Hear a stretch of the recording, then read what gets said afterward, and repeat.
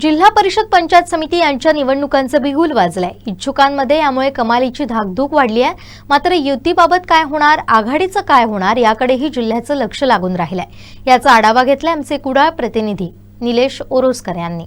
नगरपालिका निवडणुकीनंतर जिल्ह्याला वेध लागले आहेत ते म्हणजे आता जिल्हा परिषद व पंचायत समिती निवडणुकांचे।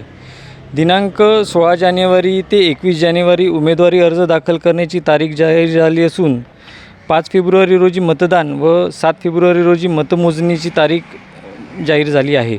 खूप मोठ्या कालांतराने निवडणुका लागल्या असून या निवडणुकीसाठी अनेक उमेदवार इच्छुक आहेत। जिल्हा परिषदसाठी आंबरड, बेताळबांबार्डे, ओरोस बुद्रुक, पावशी, नेरूळ, देऊळवाडा, तेंडोली, पिंगुळी, घावनाळे, माणगाव हे मतदारसंघ असून या मतदारसंघांमध्ये अनेक इच्छुक उमेदवार आता रिंगणात उतरायसाठी तयार झाले आहेत। नगरपालिका निवडणुकी दरम्यान भाजप व शिंदे सेना यांच्यामध्ये युती झाली नव्हती। मात्र या निवडणुकीला यांच्यामध्ये युती होणार का याकडे सर्वांचे लक्ष लागले आहे। निलेश ओरोसकर, कोकण 7 लाईव्ह, कुडाळ।